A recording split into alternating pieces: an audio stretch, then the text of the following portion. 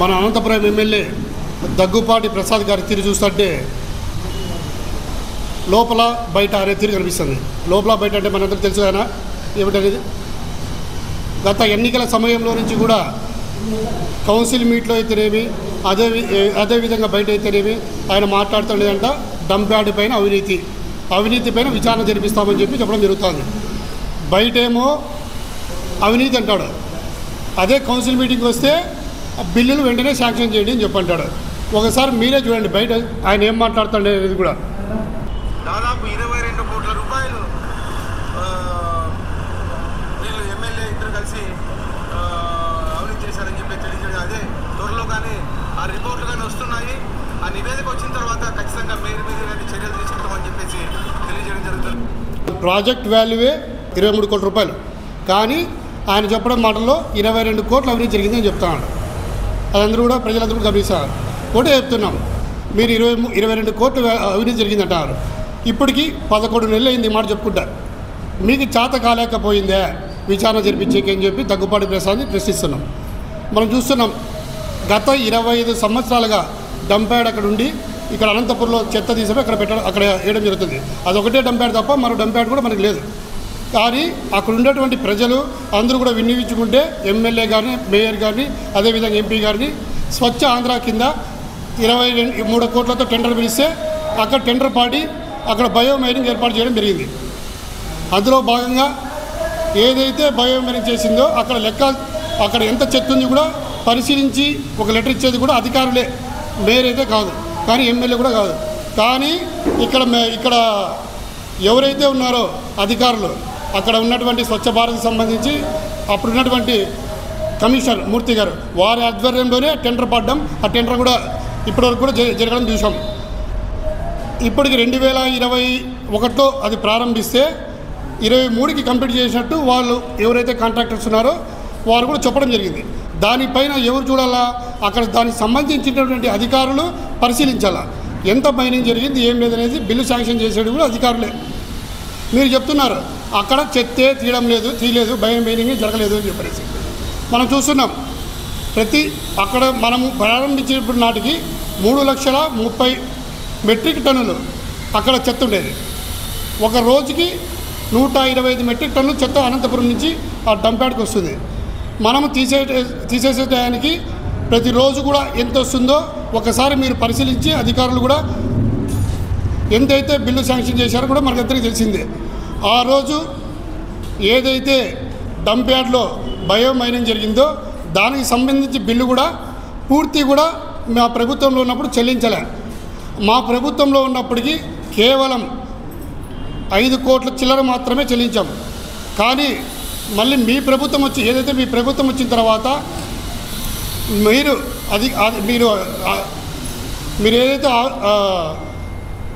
మీరేదైతే ఎలక్షన్ల ముందర ఏదైతే మీరు ఆరోపణ చేశారో ఆ ఆరోపణ పరంగానే మా మేయర్ గారు కౌన్సిల్ మీటింగ్లోనే చెప్పి కలెక్టర్ గారికి కూడా వినతి పత్రం ఇవ్వడం జరిగింది, రిప్రజెంటేషన్ ఇవ్వడం జరిగింది. అది ఎప్పుడు 11 డిసెంబర్ 2020 తారీఖున.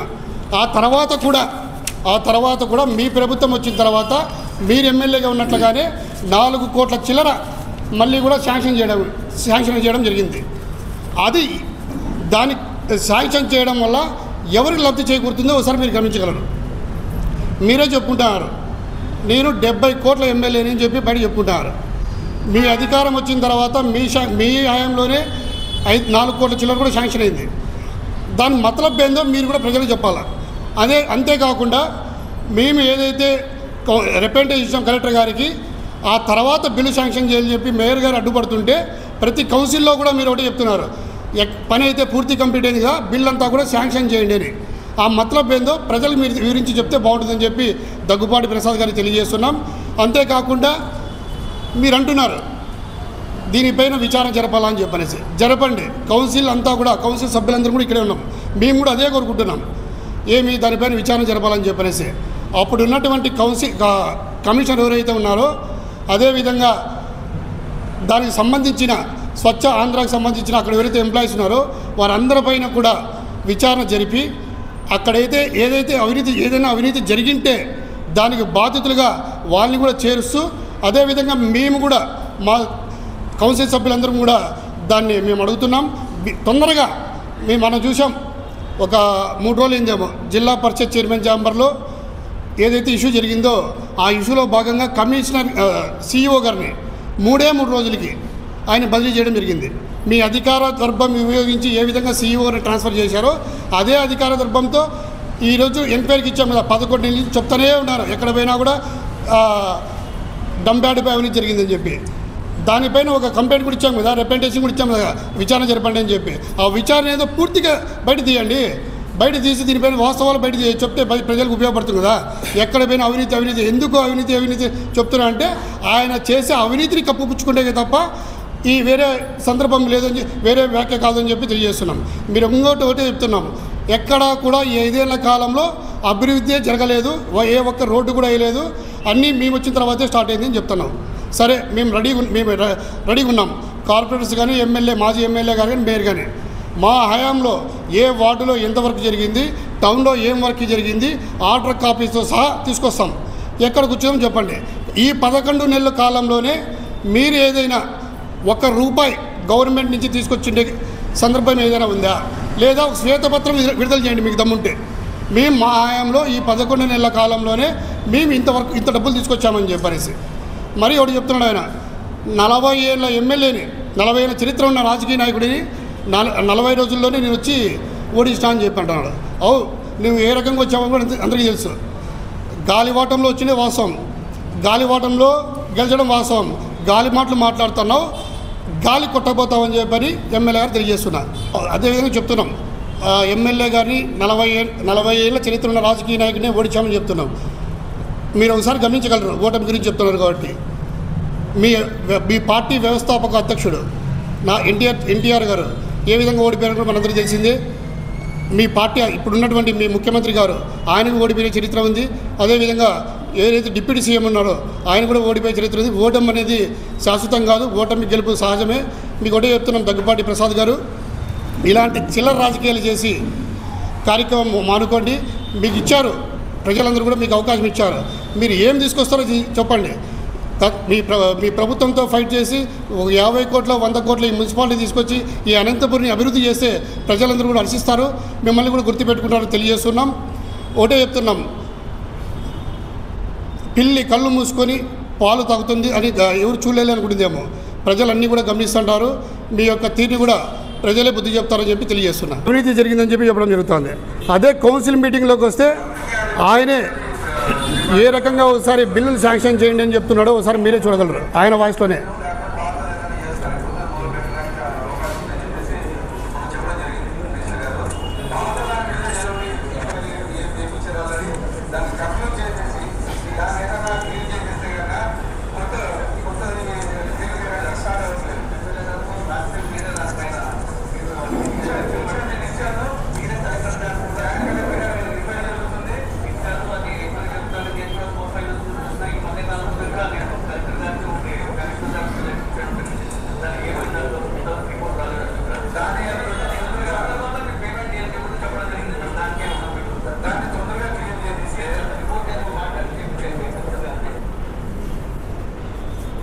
ఇది మా మేయర్ గారు కలెక్టర్ గారికి దానిపైన ఇది డంప్యార్డ్ గురించి విచారణ చేయండి అని చెప్పనేసి కలెక్టర్ గారిని కోరారు. ఆ లెటర్ కూడా మీకు చూపిస్తున్నాం. కూటమి ప్రభుత్వం వచ్చి దాదాపుగా సంవత్సరం అవుతా ఉంది. ఈ సంవత్సర కాలంలో సంక్షేమం కానీ అభివృద్ధి కానీ ఏ మాత్రం కూడా ముందుకు పోలేదు. ఈ కూటమి పెద్దలందరూ కూడా ఈరోజు మద్యంపై దుష్ప్రచారం చేస్తున్నారు. గత ప్రభుత్వంలో మద్యంపై చాలా స్కామ్ జరిగిందని వీళ్ళు మాట్లాడుతున్నారు. ప్రజలు ఈరోజు గమనిస్తున్నారు ఎప్పుడు మద్యం స్కాములు జరిగాయి ఏంటి అని. ఈరోజు ఇదే మద్యము ప్రతి వాడల ప్రతి పల్లెలో బెల్ట్ షాపుల ద్వారా ప్రతి ఇంటికి మద్యం చేరుతూ ఉంది. ఆ రోజు ఎలక్షన్కి ముందు ఏం చేశాడు, నేను వస్తే మద్యం రేట్లు తగ్గిస్తా అన్నాడు. ఇప్పటికే 3 సార్లు మద్యం రేట్లు పెంచాడు. తర్వాత గత ప్రభుత్వం వైఎస్ఆర్సీపీ ప్రభుత్వంలో ప్రతి ఇంటికి రేషన్ అందిస్తుండేది. ఈరోజు ఆ రేషన్ బండ్లన్నీ రద్దు చేసి ఆ రేషన్ వద్దు, ప్రతి ఇంటికి మందు ముద్దు అనే నినాదంతో చంద్రబాబు నాయుడు గారు ప్రతి ఇంటికి రేషన్ రద్దు చేసి మందు మాత్రం అందిస్తూ ఉన్నాడు. ఇది ఎక్కడ పరిపాలన అండి? ప్రజలు గమనిస్తూ చూడండి. గత ప్రభుత్వం ఏ విధంగా ఉంది, ఈ ప్రభుత్వం ఏ విధంగా పనిచేస్తూ ఉంది. ఇప్పటి వరకు అభివృద్ధి కానీ సంక్షేమం కానీ ఏ మాత్రం ముందు చూపుతో పోవడం లేదు.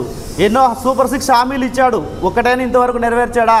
సంవత్సరం కాలం ఇలానే గడిచిపోతూ ఉంది. తర్వాత నిన్నటి రోజు మన అనంతపురం అర్బన్ ఎమ్మెల్యే దగ్గుపాటి ప్రసాద్ గారు ఈయన ఎన్నుకోబడిన మరుసటి రోజు నుండి డంప్ యార్డుపై అవినీతి జరిగింది అనేది తప్ప ఇంకోటి లేదు. ఎందుకంటే ఈయన అభివృద్ధి కానీ సంక్షేమం కానీ వీళ్ళ ప్రభుత్వం ఏం చేయలేదు కాబట్టి ఈయనకు మాట్లాడే అవకాశం లేదు. ఇది ఒక్కటి మాత్రమే డంప్ యార్డులో అవినీతి జరిగింది. ఎక్కడ అవినీతి జరిగింది? గత ప్రభుత్వంలో కమిషనర్గా ఉన్న మూర్తి గారు డంప్ యార్డు 23 కోట్ల టెండర్తో ప్రారంభిస్తే తర్వాత వచ్చిన కమిషనర్ భాగ్యలక్ష్మి మేడం గారు గత ప్రభుత్వంలో ఏం జరిగింది? 5 కోట్ల చిల్లర మాత్రమే ఆమె బిల్లు చేసింది. ఈయన అవినీతి 23 కోట్లు 9 కోట్ల అవినీతి అంటున్నాడు కదా. మాజీ ఎమ్మెల్యే కావచ్చు, తర్వాత మేయర్ కావచ్చు, మా కౌన్సిల్ సభ్యులు కావచ్చు, అవినీతి జరిగితే 23 కోట్లు బిల్లు చేసుకోవాలి కదా. మరి ఎందుకు బిల్లు చేసుకోలేదు వీళ్ళు? ఎక్కడా అవినీతి జరగలేదు, ఒక్క రూపాయి కూడా అవినీతి జరగలేదు. గత ప్రభుత్వంలో ఉన్న మాజీ ఎమ్మెల్యే ఖచ్చితంగా అవినీతి పరుడు కాదని అందరికీ తెలుసు. అంత నిజాయితీవంతుడు, 40 సంవత్సరాలు రాజకీయ అనుభవం ఉన్న వ్యక్తి అని కూడా అనంతపురం అర్బన్ ప్రజలందరికీ తెలుసు. కానీ ఈయనకి మాట్లాడేకి ఏది లేదు కాబట్టి ఈయన పదే దానే తీసుకొస్తున్నాడు. తర్వాత వచ్చిన ఐఏఎస్ గారు, కలెక్టర్ గారు కమిషనర్గా ఉన్నప్పుడు ఈయనే రికమెండేషన్తో మిగతా బిల్లు అంతా, అంటే ఇప్పుడు దాదాపు 11 కోట్లు చిల్లర ఏదో బిల్లు అయింది. మేము ఇచ్చిన 6 కోట్లు పోగను మిగతా 5 కోట్లు ఈయన మాత్రమే బిల్లు చేయించాడు. మరి అవినీతి జరిగింటే మీరు ఎందుకు బిల్లు ఇప్పించారు కాంట్రాక్టర్కి? మీరు నిలబెట్టాలి కదా. మరి లాస్ట్ కౌన్సిల్లో కూడా ఈయనే చెప్పాడు కౌన్సిల్ మీటింగ్లో, ఆ బిల్లు క్లియర్ చేయండి. ఎందుకు బిల్లు క్లియర్ చేయాలా? మీరు అనంతపురం అర్బన్కి ఏ విధంగా ఒక్క రూపాయి కూడా ఇంతవరకు నిధులు తీసుకొచ్చింది లేదు. కానీ మీకు అది మాట్లాడేకి అవకాశం లేదు కాబట్టి మీరు ఈ డంప్ యార్డ్లో అవినీతి జరిగిందని ఒకే ఒక్క మాట పట్టుకుంటున్నారు. మా మేయర్ గారు కానీ కౌన్సిల్ అందరూ కూడా ఇదివరకే కలెక్టర్ గారు కూడా అది విచారణ జరపండి కూడా కంప్లైంట్ కూడా ఇచ్చారు. కాబట్టి దగ్గుపాటి ప్రసాద్ గారు, మీరు మాట్లాడేటప్పుడు మీరు అభివృద్ధి తీసుకురండి, నిధులు తీసుకురండి. ఇప్పటికీ 1 సంవత్సరం అయింది. ఓన్లీ ప్రజలు కట్టే పన్నులతో మాత్రమే మా కౌన్సిల్ ప్రతి డివిజన్, ప్రతి ఒక్క కార్పొరేటర్ కూడా ఆ నిధులతో అభివృద్ధి చేసుకుంటున్నారు. కానీ మీరు ఎమ్మెల్యే అయిన తర్వాత 1 రూపాయి కూడా నిధులు తేకోకుండా మీరు ఊరికే గాలి మాటలు మాట్లాడుతున్నారు. ఎమ్మెల్యే గారు మీరు ఏదో గాలికి గెలిచారు. మీరు ఇప్పటికీ కూడా 50 డివిజన్లో దగ్గుపాటి ప్రసాద్ ఎమ్మెల్యే అనేది ఏ ఒక్కరికి కూడా సరిగా తెలియదు. మీరు 50 డివిజన్లు కూడా ఇప్పటి వరకు తిరగలేదు. మీరు కూడా అనంత వెంకటరామరెడ్డి గారు విమర్శించడం భావ్యం కాదు. అయ్యా, ఇంకోసారి జాగ్రత్తగా మాట్లాడండి. మీరు అభివృద్ధి వైపు ఏమైనా కానీ మాట్లాడితే మా కౌన్సిల్ కూడా దానికి సహకరిస్తుంది. మీరు లేనిపోనివన్నీ గెలిచి మీరు ఏ విధంగా గెలిచారో ఈరోజు మీ టీడీపీ కార్యకర్తలే, మీ నాయకులే, ఈ అనంతపురం ప్రజలందరూ కూడా చర్చించుకుంటున్నారు. ఇంకోసారి మాట్లాడేటప్పుడు జాగ్రత్తగా మాట్లాడాలని కోరుచున్నాం. ఇప్పుడు ప్రజెంట్ ఉన్న దగ్గుపాటి ప్రసాద్ అన్న గారి గురించి మాట్లాడడం జరుగుతుంది. ఆయన అన్నాడు 40 రోజుల ఎమ్మెల్యే అని ఆయన నోటి నుంచినే ఒప్పుకుంటున్నాడు. మాట్లాడినాను కానీ ప్రతి ఒక్కటి ఆయనకి అభివృద్ధిపై అవగాహన లేదు. కానీ ఎప్పటికప్పుడు ప్రతిపక్షంలో గత ప్రభుత్వంలో ఏమీ అవినీతి జరగలేదు, ఏది ఆయనకు కూడా తెలుసు అవినీతి జరగలేదు. డంపింగ్ యార్డ్ పైన కానీ ప్రతి ఒక్కటి, కానీ ఏదో ఒక బురద జల్లారా మేయర్ల పైన కానీ కార్పొరేటర్ల పైన, గత ఎమ్మెల్యే గురించి కానీ అని పదే ఆయన ఎలక్ట్ అయినప్పటి నుంచి అసెంబ్లీలో కావచ్చు, మన మున్సిపల్ మా మున్సిపల్లో సమావేశంలో కౌన్సిల్లో కూడా కావచ్చు, ప్రతిదీ ఆయన టాపిక్ సబ్జెక్టే లేదు. ఎప్పుడు dumping yard dumping yard dumping yard dumping yard పైన మేమే అంటున్నాం, అయ్యా మీరే ఉన్నారు స్వయంగా, మీరే నిర్మించిన అధికారులే, మీరే వేయండి, మీరే విచారణ చేయండి, కమిటీ వేయండి, మేము సిద్ధం అంటున్నా కూడా ఆయన ముందుకు కొనసాగడు. మళ్ళీ అదే కౌన్సిల్ ఏమంటాడు, బిల్లులు ఆమోదం చేయండి అంటాడు. అంటే ఆయనకే క్లారిటీ లేదు ఫస్ట్ ఆఫ్ ఆల్ ఏం మాట్లాడాలా ఏం చేయాలా అని. అయ్యా మా గత ప్రభుత్వంలో 1040 కోట్లతో అనంత వెంకటరామరెడ్డి గారు అభివృద్ధి చేపట్టినారు. అదే డంపింగ్ యార్డ్కి వెళ్తున్నారే మీరు, అదే డంపింగ్ యార్డ్కి వెళ్తున్న అడిమంక నుండి పంగల్ రోడ్డు వరకు 310 కోట్లతో అభివృద్ధి. గతంలో ఎన్నడూ జరగలేని అభివృద్ధి జరిగింది. అదే ఎన్టీఆర్ మార్చ్ పోల్చుకుంటే 14 కోట్లతో. అలాగే గుత్తి రోడ్డు నుండి సోమలదొడ్డి వరకు 80 కోట్లతో అభివృద్ధి. ఇవన్నీ అభివృద్ధి కాదా? అభివృద్ధిపై అభివృద్ధి ఎలాగ చేయాలంటే 40 ఏళ్ళ సంవత్సరం గల చరిత్ర గల నాయకుడు మాత్రమే ఇలాంటి నిధులు తెచ్చి గతంలో ఎన్నడూ జరగలేని అభివృద్ధి చేపట్టాలంటే అనంత వెంకటరామరెడ్డి గారు మాత్రమే సాధ్యము. 40 ఏళ్ళ గల చరిత్ర గల వాళ్ళకే సాధ్యమని మా అనంతపురం అభివృద్ధి ప్రజలందరూ చెప్పదలుచుకున్న విషయం ఇది. నేను ఒకటే అంటున్నాను, మీకు చేతనైతే మీరు వచ్చారు కదా, ప్రజలంతా ఎన్నుకున్నారు, 40 రోజుల్లో ఎమ్మెల్యే అయినారని మీరు ఒప్పుకుంటున్నారు, ఏదో ప్రజలు ఒక అవకాశం ఇచ్చినారు, అవకాశాన్ని సద్వినియోగం చేసుకోండి అయ్యా. మేము అంటున్నాం డంపింగ్ యార్డ్ గురించి ఆరాధించండి అంటున్నాం, సిద్ధం ఉంటే మేము ఒకవేళ అవినీతి చేస్తుంటే మేము దాని టాపిక్ ఎత్తాం కదా. మేము ఎందుకు ప్రెస్ మీట్లు ఎన్నిసార్లు ప్రెస్ మీట్లు చెప్తూనే ఉన్నాం, మేము కార్పొరేటర్లు చెప్తున్నాము, మేయర్ గారు మాట్లాడుతున్నారు, డేర్గా వాళ్ళని ఎదుర్కోలేక ఏదో అమూల్ బేబీ అనడము. మాట్లాడండి అయ్యా, ఏ అవినీతి జరిగింది దాని గురించి మాట్లాడండి. మనుషులు రెచ్చగొట్టే రాజకీయం చేస్తున్నారు. గతంలో అంబేద్కర్ రాజ్యాంగం జరిపించిన పరిపాలన జరిగితే ఇక్కడ రెడ్ బుక్ కూటమి విషకూటమి యొక్క రాజ్యాంగం ఏదైతే రెడ్ బుక్ అమలుపరిచానో అది మాత్రమే జరుగుతుంది. మొన్నటికి మొన్న మహానాడు అనే సభలో మీ కార్యకర్తే ఎస్సీ సెల్ నగర అధ్యక్షుడు అయినట్టు వెంకటేశులు వారికే న్యాయం చేయలేకపోయినారు. ప్రజలకు ఇంకేం న్యాయం చేస్తారు? ఒక్క సంవత్సరం కూడా కనీసం 11 నెలలే గడివింది. అప్పటికే వారికి సమన్యాయం కనీసం మాట ఓదార్పు కూడా లేని ఇప్పుడు ప్రాణాపాయ స్థితిలో ఉన్నాడు. ఇంకా మీ ప్రజలకేం న్యాయం చేస్తారు? 40 ఏళ్ళ చరిత్ర గల అంటే అనంతపురం ఎలాగ అభివృద్ధి చేయాలని దిశల్లో నాయకుల్ని ఏకదాటిగా నడుచుకొని వెళుతున్న నాయకుడు అనంత వెంకటరామరెడ్డి గారు అనుభవం ఇలాంటిది. 40 రోజులకే ఎమ్మెల్యే అయినారు, ఇంకా 11 నెలలు గడవలేదు. ఆ మహానాడులోనే మీకు కార్యకర్తలకు న్యాయం చేయలేని పరిస్థితి, దౌర్భాగ్య పరిస్థితి మీది. మా అన్నగారి గురించి మాట్లాడే ఒక్క అర్హత కూడా లేదని ఈ మీడియా ముఖ్యంగా తెలియజేస్తున్నాను. అలాగే ఒకటే అండి, మా ప్రతి ఒక్క కార్పొరేటర్లో ప్రతి ఒక్క 50 డివిజన్లో కూడా అభివృద్ధి జరిగిందండి. ఎస్సీ ఎస్టీ ముఖ్యంగా, ఎందుకంటే ఎస్సీ మహిళగా, ఎస్సీ కార్పొరేట్గా, ఎస్సీ బీసీ మైనారిటీలు నివసిస్తున్న ప్రాంతంలో గతంలో 40 సంవత్సరాలు ఎన్నడూ జరిగిన అభివృద్ధి కేవలం 2019 మాత్రమే ప్రభుత్వం వస్తే ఈ 2020, 2021 2 సంవత్సరాలు కోవిడ్లోనే ఉంది. ప్రజల చనిపోతారా బతుకుతారా అనే భయభ్రాంతాలతో ప్రజలందరూ బతుకుతున్నారు. కానీ మేము ఎలక్ట్ అయిన 2.5 సంవత్సరాలకే దాదాపు ఎన్నో వేల కోట్లతో అభివృద్ధి చేద్దాం. ముఖ్యంగా మా Ambedkar SC BC minority university 2.5 కోట్లతో అభివృద్ధి చేశాం. 40 ఏళ్ళు ఒక్కరు కూడా అసలు మనుషులు కాంట్రాక్టర్లే రాని పరిస్థితిలో ఉండే స్థితిలో మేము వర్కులు చేస్తున్నాం. ఇప్పుడైందండి, మీరు 11 సంవత్సరాలు అయింది, కేవలం ఓట్ బ్యాంక్ మాత్రమే ఉపయోగించుకున్నారు తప్ప అక్కడ ప్రాంతంలో నివసిస్తున్న ప్రజల గురించి ఏనాడైనా 40 లక్షల వరకు ఇప్పటి వరకు ప్రాసెస్లో ఉంది. ఒక్క వర్క్ అనే వేపించారా అని ఈ మీడియా ముఖంగా మిమ్మల్ని అడుగుతున్నారు. ఒక్క వర్క్ కూడా వేపిలే స్థితి మీది. మా ఎమ్మెల్యే గారి గురించి, ఆ తర్వాత మా మేయర్ గారి గురించి అవినీతి అని ఎప్పుడు బురద చెల్లడం తప్ప మీకు వేరే మాట్లాడే అవకాశమే లేదు. అందరికీ నమస్కారం. నిన్నటి రోజున అనంతపూర్ అర్బన్ ఎమ్మెల్యే గారు దగ్గుపాటి వెంకటప్రసాద్ నిన్న అవినీతి ఆరోపణ చేస్తూ డంప్యార్డ్ విషయంలో 9 కోట్ల అవినీతి జరిగిందని ఆరోపించడం జరిగింది. 11 కోట్లు బిల్లు చేసే విషయంలో 9 కోట్లు అవినీతి జరగడం అని చెప్పడంలో హాస్యాస్పదంగా ఉంది. అతను మాట్లాడడం అతని విజ్ఞతకే వదిలేస్తున్నాము. 11 కోట్లలో 9 కోట్లు అవినీతి జరిగిందనడం చాలా బాధాకరం. ఎందుకంటున్నానంటే 23 కోట్ల వరకులో గత ప్రభుత్వంలో కేవలం 5 కోట్లే శాంక్షన్ చేయడం జరిగింది.